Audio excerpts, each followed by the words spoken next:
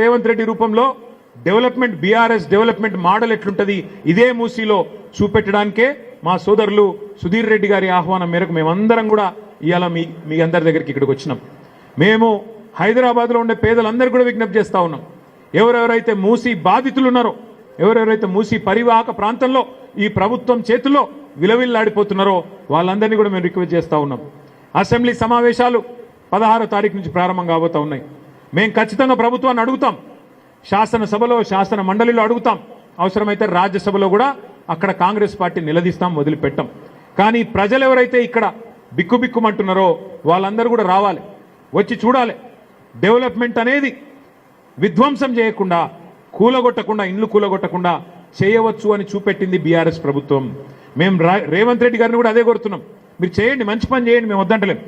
మూసీ సుందరీకరణ చేయండి, వద్దంటలేం. కానీ ఒక్క ఇల్లు కూలగొట్టకుండా చేయండి, ఒక్క ఇల్లు ముట్టకుండా చేయండి. ఎందుకంటే మేము చేసి చూపెట్టినాం, మీరు కూడా అదే పద్ధతిలో చేయొచ్చు.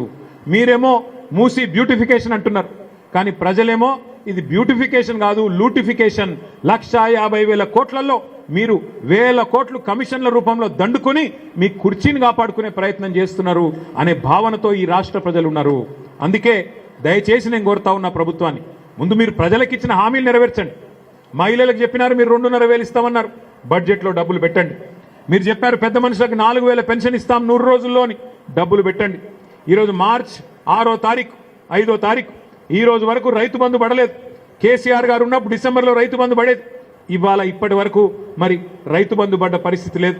అది ప్రతిపక్షంలో ఉన్నప్పుడేమో ఇదే రేవంత్ రెడ్డి గారు ఆ రోజు ఎన్ని మాటలు చెప్పినారో ఒకసారి గుర్తు తెచ్చుకోండి. అయ్యప్ప సొసైటీలో కొన్ని నిర్మాణాలు ఆనాడు కొత్తగా వచ్చిన ప్రభుత్వం మరి కొన్ని డెమాలిషన్ చేస్తే ఇదే రేవంత్ రెడ్డి గారు మాట్లాడినారు. తెలిసో తెలియకనో పేదలు కట్టుకుంటే రెగ్యులరైజ్ చేయాలి కదా, ప్రభుత్వం అన్నాక పేదల పట్ల కనికరం ఉండాలి కదా, అక్రమమైన సక్రమమైన అందులో ఏమైనా తప్పులుంటే సరిచేయాలి కదా అని శుద్ధులు చెప్పింది ఇదే రేవంత్ రెడ్డి గారు. అక్రమ నిర్మాణాలను కూడా సక్రమంగా రెగ్యులరైజ్ చేయాలి కదా, క్రిమినల్ వేస్ట్ కదా, అందులో సిమెంట్ ఉంటుంది, ఇటుకలు ఉంటాయి, స్టీల్ ఉంటుంది, అంతా వేస్ట్ అవుతుంది కదా అని మాట్లాడింది ఇదే రేవంత్ రెడ్డి గారు. మరి ఈరోజు ఆయననే ఇష్టం వచ్చినట్టు వేలాది ఇండ్లు ఈ రాష్ట్రంలో కూలగొడుతుంటే బీఆర్ఎస్ పార్టీ మాత్రం చూస్తూ ఊరుకోదు. ఖచ్చితంగా ప్రతిఘటిస్తాం, పేదలకు అండగా నిలబడతాం. నువ్వు విధ్వంసం చేస్తానంటే చూస్తూ ఊరుకోం. నీ 420 హామీలు అమలు చేసేదాకా, బడ్జెట్లో నువ్వు ఇచ్చిన 6 గ్యారంటీలు అమలు చేసేదాకా నిన్ను వదిలిపెట్టం. పేదవాళ్లకు ఖచ్చితంగా మేము హామీ ఇస్తా ఉన్నాం. ఈ రాష్ట్రంలో ఎక్కడ బుల్డోజర్లు వచ్చినా స్థానికంగా ఉండే బీఆర్ఎస్ నాయకత్వానికి చెప్పండి, మేమొచ్చి వాటికి అడ్డుగా మేము నిలబడతాం, తప్పకుండా మీకు అండగా నిలబడతామని చెప్పి కూడా ఈ రాష్ట్రంలోని పేద ప్రజానికానికి మేము విజ్ఞప్తి చేస్తా ఉన్నాం.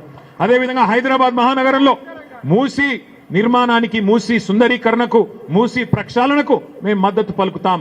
కానీ మూసీ పేరిట లూటీ చేస్తానంటే మాత్రం తప్పకుండా అడ్డుకుంటాం.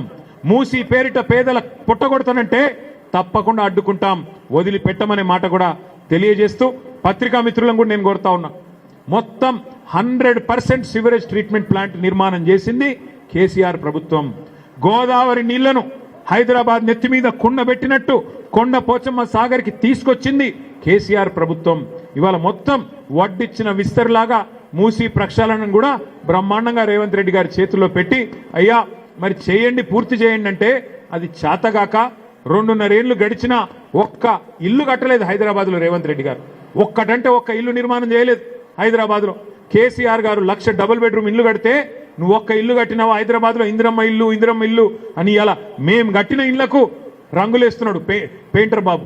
రంగులు మార్చి ఇవాళ ఆ ఇండ్లకు రంగులు మార్చి 3 రంగులు పూసి ఇది మాయి అని డబ్బా కొట్టుకునే ప్రయత్నం చేస్తున్నాడు రేవంత్ రెడ్డి గారు. నేను ఛాలెంజ్ చేస్తా ఉన్నా రేవంత్ రెడ్డి గారు, ఈ 2.5 ఏళ్లలో